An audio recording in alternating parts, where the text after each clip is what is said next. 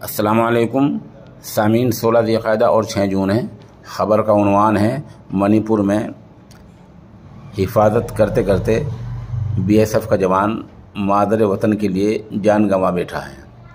आमद इत्तलात में बताया गया है कि रात भर बागियों और हिफाजती दस्तों के दरमियान गोली चली है, फायरिंग हुई है, जिसमें रंजीत यादव नामी बीएसएफ का नौजवान लुक़्मे अजल हो गया है और असम राइफल के दो नौजवान शदीद ज़ख्मी हुए हैं।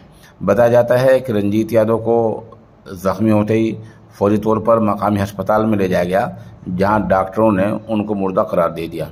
बता दें कि मणिपुर में अभी बहुत से इलाकों में इंटरनेट बंद है और वहां सर्च अभियान, तलाशी मुहिम जारी है।